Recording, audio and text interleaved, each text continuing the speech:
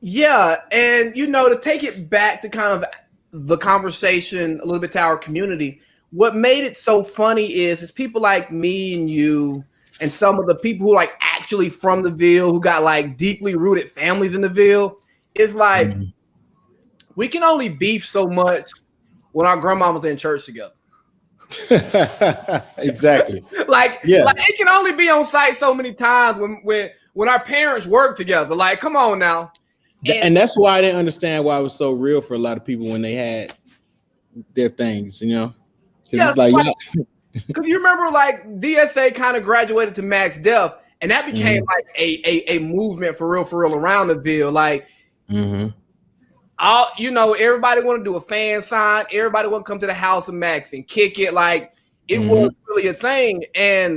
Well, that's culture, yeah, for sure. And the love that y'all was getting, and I'm gonna say y'all because y'all was part of the crew, but I was more so just there chilling, driving. Like I wasn't even like the face. I wasn't creating content, and I was just me and Rez just there kicking it. But it was like everybody was accepted, at the end of the day. Right, but once all that love started coming in, you started seeing so much hate for no reason because I was there every day. You know what I mean? Like me and Ian get out of practice, we come straight to the crib, we kicking it. During the summer, it's like, all right, bro, we done doing whatever we doing for the day. Let's just head over the plate. And Yeah. goddamn, we really wasn't worried about nobody else in the city. We were in our lane doing our own thing. I mean, yeah, everybody was sharing, you know what I'm saying? Because it's only Yeah. so much. Right. Right. For sure. But it was never on some, yeah, bro, fuck them on the other side. We ain't rocking with them. We ain't like, nah, bro. Like, Well, you know what? yeah, I don't know. I got to speak to that because I feel Hold on, you it's a breaking up a question little like, bit. hold on, let me go in here because it's a lot going on where I'm at. You got All right, yeah. studios. So Hold why on he's one second. pretty much DSA turns into a music group called Max Def. And it's a music group, Max Def Music Group, MDMG. And that's to the grave. Shout out to Tay. But anyways, so getting crazy love all over the field, girls making fan signs, writing Max Def on their titties, and all types of fun, wild stuff that teenagers do. Mm-hmm. And then all of a sudden, you got groups that pop up that's like psyched out and they just talking crazy shit. And like nobody even knew what that was. Taurus and Dion, they started doing some joke where they was talking shit, but they are boys, so like we already knew what it was. And Mm-hmm. then some of that evolved and became some beef with the East Side. It's like, hey, bro, y'all do what y'all do over there. We're not living that same type of life. Like, motherfuckers over here ain't soft. Now, ain't Mm-hmm. gonna be none of that crazy stuff. But nobody was on no trying to cause no problem, make music and mess with hoes. That's really what it was all about. Yeah. And that come with stuff at the end of the day. And I feel like, you talking about some real important times in our life that kind of like molded us to who we are. And I think during that time when you coming from a place of love or you are raised in a place of love or in a nurturing environment, you grow up with different attributes. And if you grow up in a place of fear, or if you grow up in a place of scarcity and not that much love in maybe your household growing up, it develops a different type of person. So you got people who be in middle school or even like toddlers, even who you see could like look at another kid and they'd be mad or they'll like start tearing up stuff and you'd be like, what is you doing? Like, what's the problem? Like, you got your own, they got their own. But when people see attention, and especially like from where we was from, bro, like, let's be real, bro. It wasn't a lot of motion going on. We had the motion. So at that point, we living our best life at the end of the day. And we go, and it's like, I just feel like at the end of the day, bro, like, what else can you expect? You know what I'm saying? Like, that's why we had the same problems in hip hop and in our community, because people can't tolerate. I don't think it would affect me if I seen you be super successful. Like, you could go on to make $1 million, bro, $100 million, and I'd be like, oh yeah, that's my boy. It's cool, but I ain't watching your play either though. I ain't really checking for what you're doing. I'm in my own life, at the end of the day.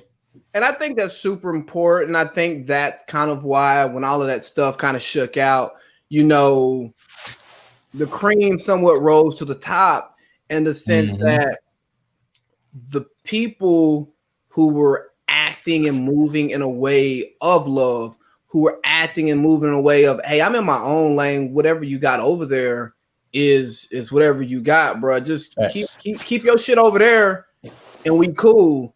But I'll tell you the root of the beef. The real root of the beef was them little motherfuckers running their mouth from house to house saying this and that. So and so said this and that.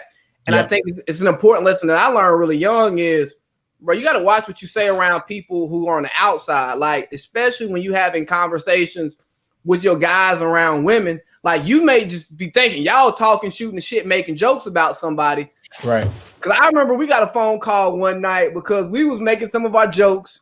Because, you know, we had all of our jokes. We clowned everybody. And it was like, hey, I'm going to clown you, but I'm still going to kick it with you. Like, yeah, like and that's a part of it. Like some people like satire. Some people enjoy to just fuck around and be idiots and have fun. Like that's exactly like to this day. Every time I see you, bro, I always ask you gonna do damage, bro. It's a joke. It ain't got nothing to do with how I feel about you as a person.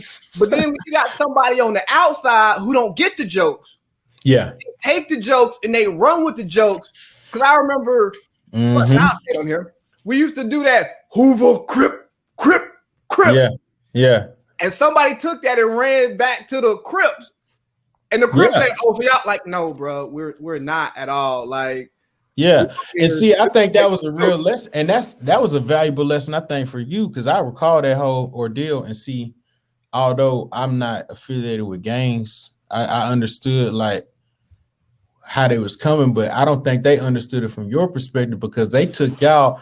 I don't even think they understood the difference between black people that's in the streets and that ain't, because they was only around niggas that was just street bound. So they got a whole different mentality. But when you come from somewhere like you, or you come from a good family, you know what I'm saying? It's not like what you want me to do. You know what I mean? Like you can't get mad at me because where I'm from. But when you're identifying with these things, it doesn't mean as much because they're holding true to like this is what they have. You know what I'm saying? Like to identify with themselves. So it's like, it's just one of them things where, I mean, but at the end of the day, like how that whole situation panned out, what I realized was, you know, you just got to be prepared for whatever you do. Like you said, like if you're going to say something, you got to just be prepared. You know what I'm saying? Like to stand on what you say. Bro. Because you never know, you know what I'm saying? Bro, listening. Especially now that we older, like you really know that more, you know. And we look, and then you look back on some of the instances that happened, like, bruh, you couldn't pull up to McDonald's if you wasn't deep because you don't know who might be there. Yeah. You couldn't go hoop at the park no more. Something gonna pop off. It was a real tense time, you know. And I remember reaching out to somebody, and I was like, hey, bro, I see your grandmama every week at church. I can't beef with you. Yeah. I cannot beef with you. I see your grandmama give your grandmama a hug every week at church. And me and this person are like great friends now, but just getting caught up in the nonsense of, hold on, I'm beefing with you because my friend and your friend are beefing, but we ain't got nothing to personally do with their beef. Don't get me wrong. Like I got my guys back when necessary, but I don't have a problem with you. I even got a problem with the person my partner got beef with, but I'm just on one side of the fence. Let me speak on that, right? That's a great point that you made. And we actually unpacking something a lot bigger than our conversation or our experience, right? So what happens is when we have situations like that manifest and it just is what it is, of course you got to hold your side down, right? So I respect it from all angles. But what you had the knowledge to understand was, yeah, but I've been knowing him since before this. Like we was growing up together. And his grandmama know my grandmama, and our parents are friends. So it's like now you're in a situation where you got to go against your own people, literally, that you know for what? And a lot of the times it do be a gang or it do be something like that, right? So, and that's the initiation process that I think just from looking at any group that you would say, you know what, well, we're going to represent this to the fullest and this is what we're doing. But we did that without involving gangs or without doing things of that nature. We just having a good time and we called ourselves a crew. And you know, that's just how I go, bro. Like at the end of the day, a lot of people can't identify or see past, oh, well, you know what I'm saying, what you saying based on how they feel. You know what I mean? Like they can't see the other side. And that's where we have a problem in society to where it's like, okay, you with them, I gotta go at you based on what we stand for. Yeah, nah, like Which just doesn't make sense a lot of the time. You know what I mean? To like everybody. Like, bro, when all that stuff was happening, and I throw one name out there, I can't beef with Chris Edwards when Chris is my guy. We played basketball together. We kicked it. We would kick it when we see each other, and it was all love. And as we got older, we kicked it even more. It's like, hold on, we've been hooping together since 8th grade. I've known you forever. Your partner, my partner, got beef, and I'm supposed to be beefing with you at this party that we just threw together. And then I didn't even ever have beef with anybody. Like I didn't even know people was beefing. Like it's just like my whole thing is, and I say, yeah. Well, that's what I'm saying. So tell me, fill me in, like, cause like. Well, you remember Red and a particular person who's oh yeah, that. Yeah. Oh yeah. Well, see, I think you know what. Actually, let's take it a step back. And since we doing it right now, I mean, you got the juiciest story on the internet. My brother. So I feel like at the end of the day, it's all about proximity, right? You know, if you got two people that are beefing or have an issue, I ain't gonna even say beefing. Two people that have a disagreement, right? Mm-hmm. And let's say y'all live in a 20-mile radius.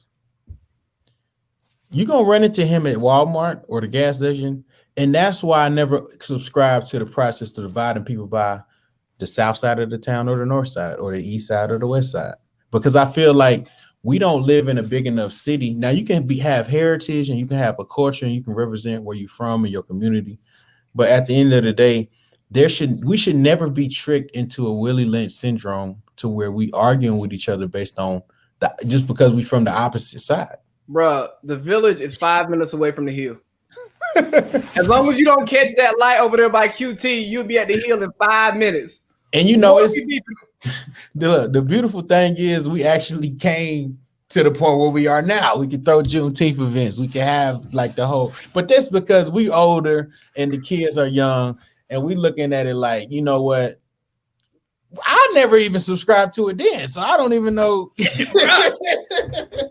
I was just around, you know what I mean? Like, yeah, like and most people knew. Nah, AC, he a good kid. These just his boys. He here chilling. Like he don't want no smoke with nobody. Like, wasn't nobody getting no cool points for beating me up. Sorry. Yeah, and then not only that, like I see people. And they have a personal problem with me. Like they looking at me, they see me in the gas station, I'm by myself or whatever, you know. I'm like, yo, what's up? You know, like, and then it'd be like, oh no. So that's just like that shows you that people actually sometimes will respect you as a person by yourself. But when the group get around or the crew get around or the team get around and everybody get around, then you're dealing with something different because people have to choose that group in their thing, mind. Like, I'm the same around everybody. So I don't understand, you know.